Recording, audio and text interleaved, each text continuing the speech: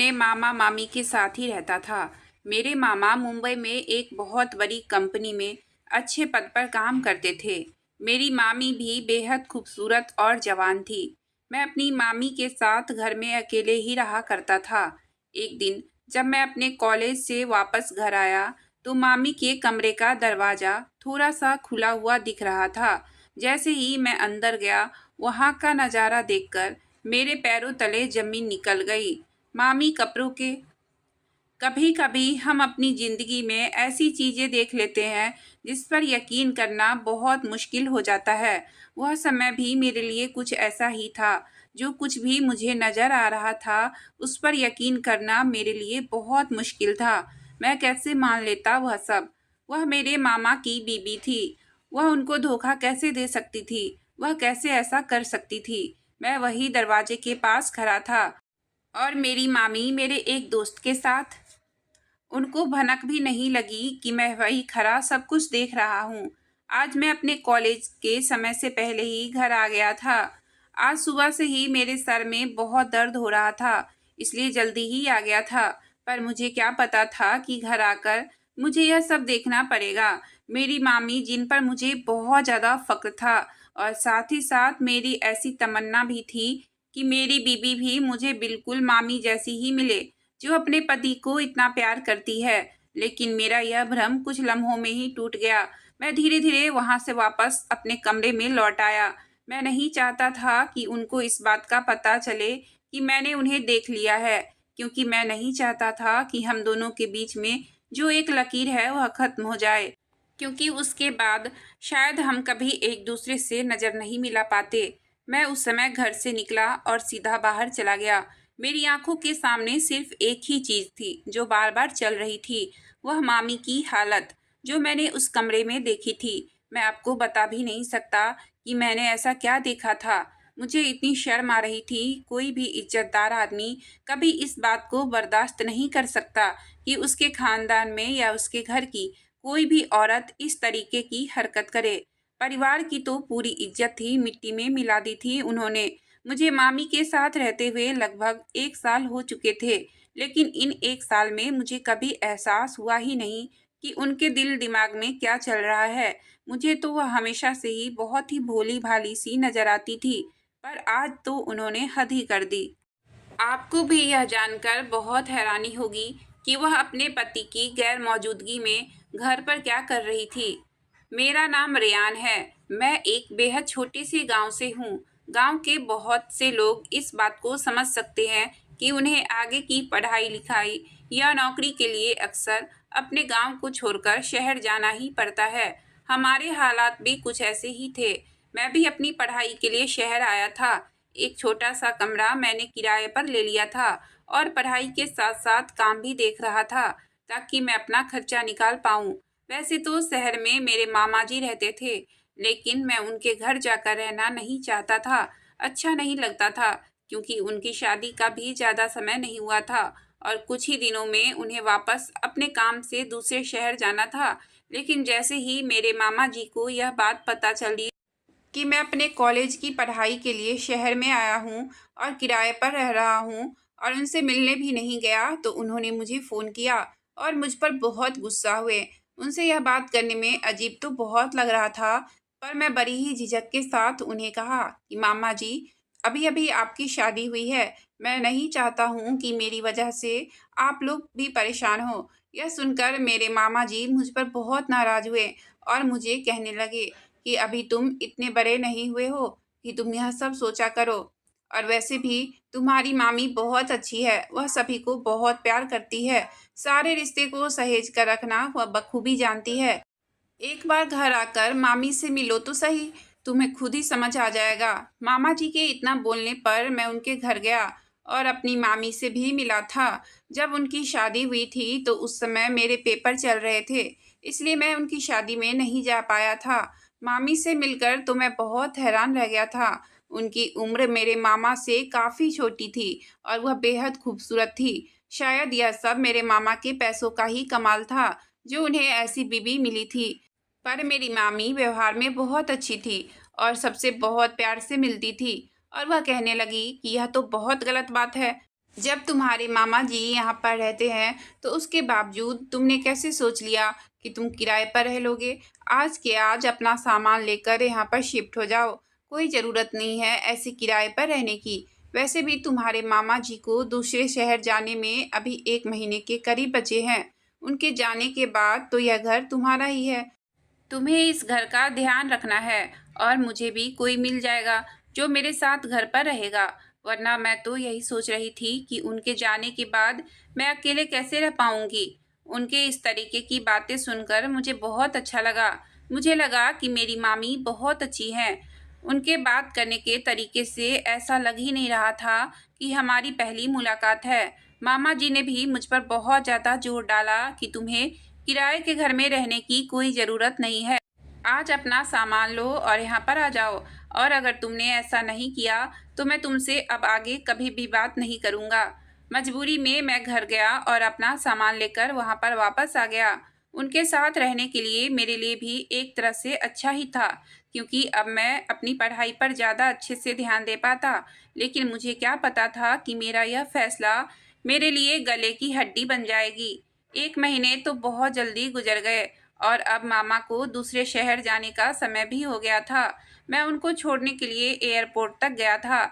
मेरी मामी भी मेरे साथ ही गई थी। मेरे मामा मेरे गले लगकर कह रहे थे कि बेटा, अपनी मामी का बहुत अच्छे से ध्यान रखना और घर का ध्यान रखना। तुम यहाँ हो तो मुझे तुम्हारी मामी की भी टेंशन नहीं होगी और खुद भी बहुत अच्छे से पढ़ाई करना। किसी भी चीज़ की ज़रूरत हो तो मुझे कॉल करना। मैंने मामा से कहा कि आप परेशान मत होइए, मैं मामी का बहुत अच्छे से ध्यान रखूँगा, उन्हें कोई भी तकलीफ़ नहीं होने दूँगा। मामी भी मेरे साथ एयरपोर्ट गई थी। उनको छोड़कर हम दोनों ही वापस घर आ गए। 1-2 दिन तक तो मामी बहुत ज़्यादा परेशान लग रही थी। अपने कमरे में ही बंद रही, कमरे से बाहर नहीं निकल रही थी। जब वह थोड़ी नॉर्मल हुई तो मुझसे बात करने लगी। कहने लगी कि मुझे माफ़ करना, तुम्हारे मामा के जाने से मैं इतना ज़्यादा परेशान हो गई थी। 2 दिनों से मैंने तुम्हारा ठीक से ध्यान भी नहीं रखा। उनके बिना मुझे अच्छा नहीं लगता है। मैंने कहा कि मामी कोई बात नहीं है, मैं समझता हूँ। तो वह कहने लगी कि तुम मुझे मेरे नाम से बुलाया करो, मेरा नाम नायरा है। हम दोनों एक ही उम्र के तो हैं। तुम मुझे मामी कहते हो तो मुझे अजीब लगता है। उनकी बात सुनकर मैं ज़ोर ज़ोर से हंसने लगा।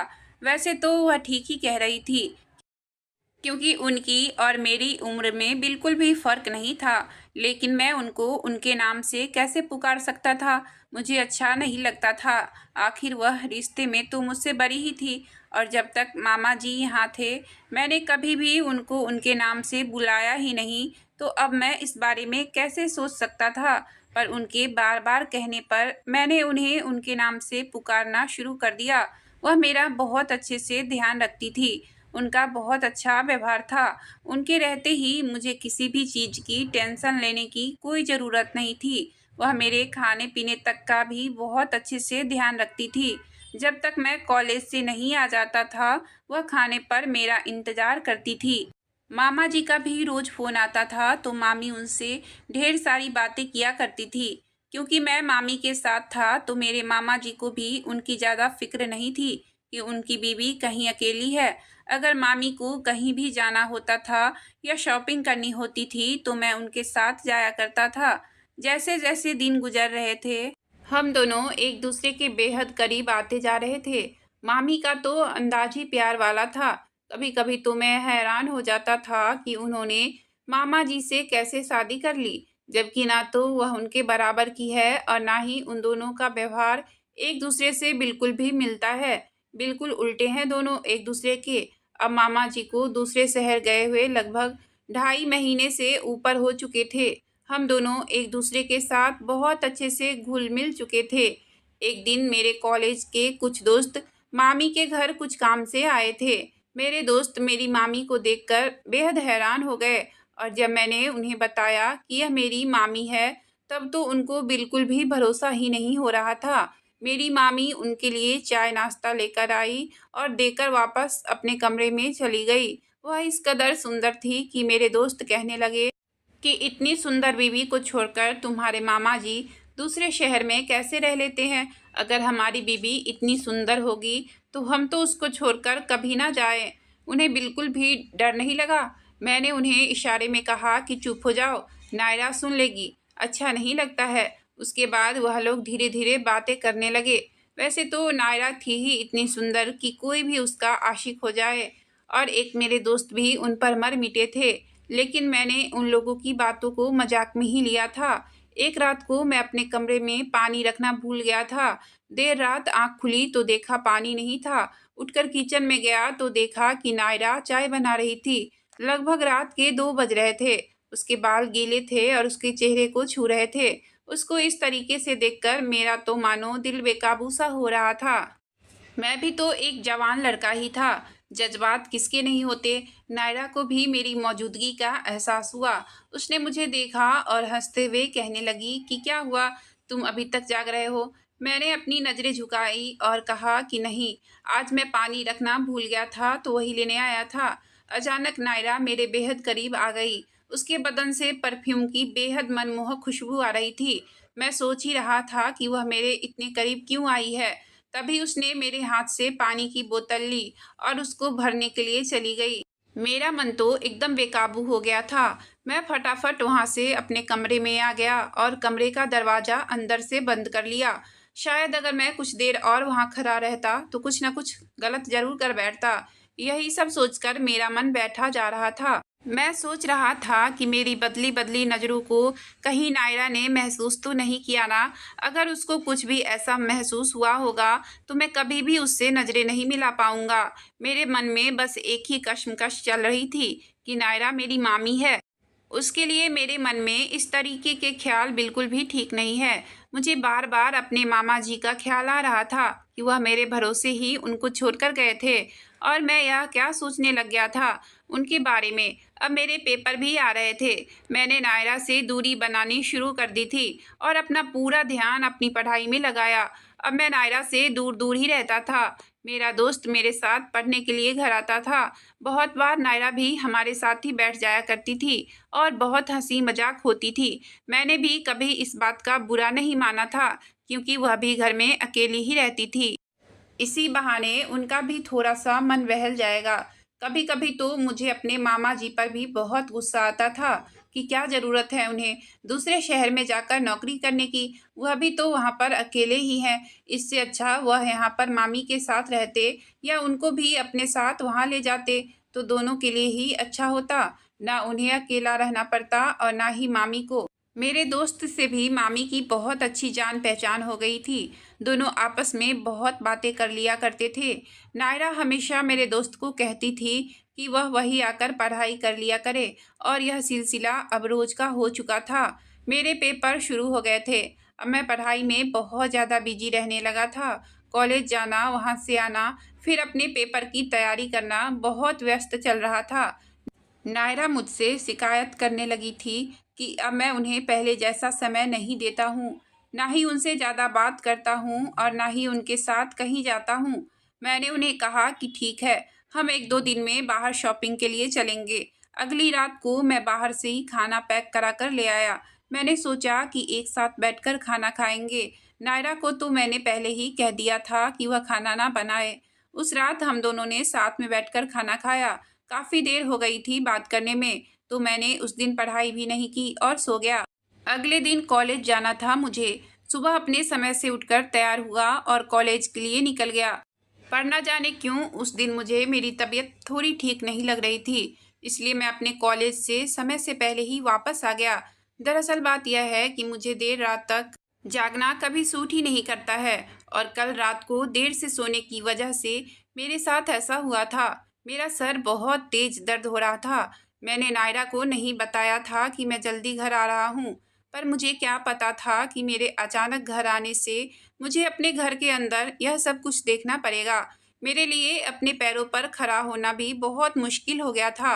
वैसे तो मैं अपने दोस्त के साथ ही कॉलेज जाया करता था, पर उस दिन मैं बस के धक्के खाकर एकदम थक हार कर घर आया था।